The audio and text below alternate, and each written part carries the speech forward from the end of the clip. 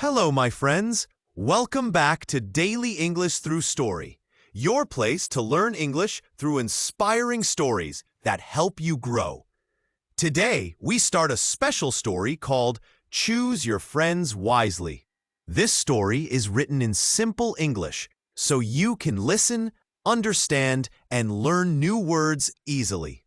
The story teaches us why friends matter, how to choose the right people, and why being true to yourself is the best choice. A new place, a new beginning. Be careful who you walk with. They shape where you go. A new city, a quiet boy. Tom was just 14 when his life completely changed. His father got a new job in another city, and within 2 weeks, they packed everything and moved away. New home, new school, new streets, new people.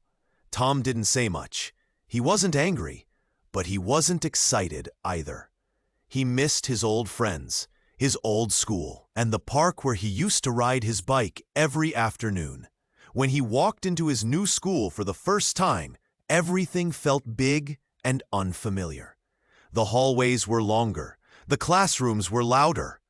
The students didn't know his name, and he didn't know theirs.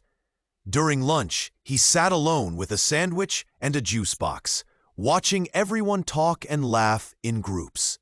He whispered to himself, "I just need one friend, just one." Meeting Max on the third day of school, while Tom sat by himself again, a boy with messy hair and a confident smile walked over. "Hey, you're the new guy, right? I'm Max," he said, tossing his backpack onto the bench. Tom looked up, surprised. "Yeah, I'm Tom." "Cool. Want to sit with us?" Tom followed Max to the corner of the cafeteria, where a group of boys and girls were laughing loudly. Max introduced him quickly. "Guys, this is Tom. He's new." They nodded and welcomed him like they had known him for weeks. Max made jokes, told funny stories, and spoke loudly like he owned the world. Tom listened and smiled. For the first time in days, he felt noticed. The fun crowd. That week was different. Max showed Tom around the school, walked with him between classes, and invited him to play games after school. Max's group was fun. They had energy, confidence, and jokes for every situation. They knew how to make school exciting, or so it seemed. But slowly, Tom noticed something. They didn't listen to teachers. They threw paper planes during class. They laughed when someone got in trouble. And when it was time to do homework, "Nah, just copy mine," Max said one afternoon. "Nobody really cares." Tom hesitated, but took the paper. Just once, he told himself. The first red flag. A week later, Tom had a history test. He didn't study much because Max said, "Don't worry, I got you." On the day of the test, Max slicked a small cheat sheet under the desk and whispered, "Use this." Tom felt nervous. He looked at the paper, then looked at the teacher. His heart beat faster. But he didn't want Max to think he was scared. So he used it. Later that day, the teacher called him aside. "Tom, did you write these answers yourself?" Tom didn't answer. He couldn't. "You're new, so I'll let it go. But be careful who you follow." Tom nodded, ashamed. But inside he thought, why does it matter? Everyone cheats sometimes, right? He didn't realize this was the first step on a dangerous path. A shadow of himself. In the next few weeks, Tom started changing. He stopped caring about his homework. He laughed in class when Max made jokes. He began lying to his parents, saying he had no homework, or that he was studying with friends when he was actually playing video games. At night, he looked at his report card and sighed. "This isn't me," he whispered. "I used to be better than this." But he shrugged and said to himself, "At least I have friends now. Isn't that what matters? Fitting in or losing yourself?" One Friday, Max invited the group to skip class and go to the mall. "We'll be back before school ends. Come on, Tom." Max said with a grin. "Don't be a baby." Tom didn't want to go, but everyone looked at him, waiting. "Okay," he said quietly. They left through the back gate. They laughed loudly, joked in the store, and bought snacks with money they shouldn't have spent. But Tom didn't laugh.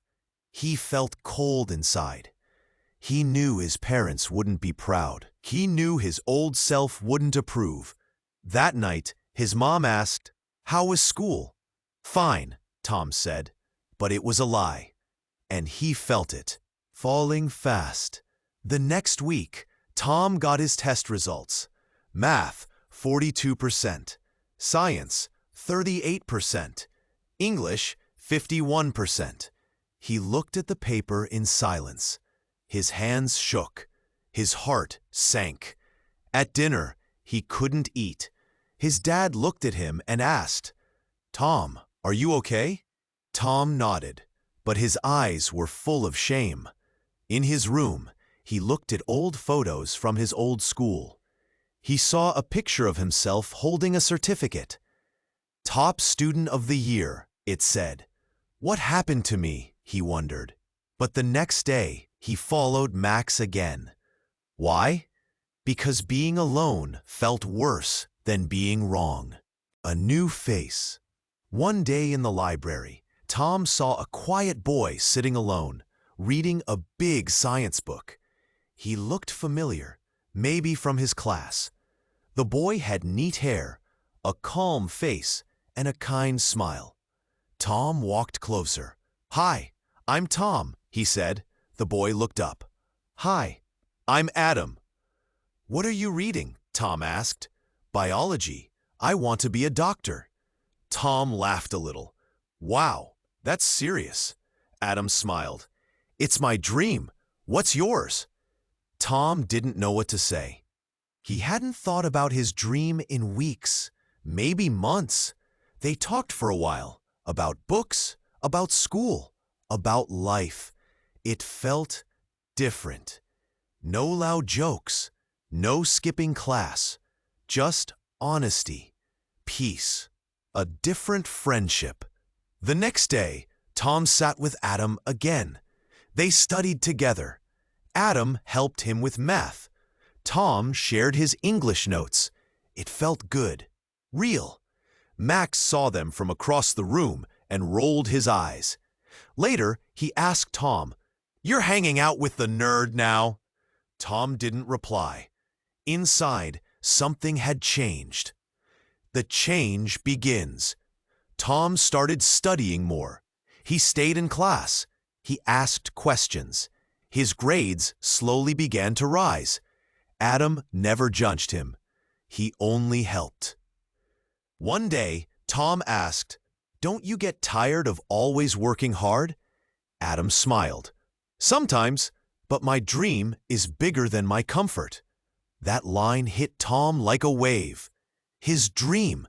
He had forgotten about it, lost it in the noise of fitting in. That night, he opened his old notebook. On the first page, he had written months ago, "My goal, to become a writer, to tell stories that matter." He smiled. For the first time in a long time, he felt like himself again. End of Part 1, Reflection. Tom's story is just beginning, but already he has learned an important lesson. Not everyone who smiles at you is a true friend, and not everyone who studies alone is lonely. In life, we all want friends, but the wrong friends can take you far from your true path. In Part 2, we'll follow Tom as he makes a hard choice: stay with the crowd or walk with purpose.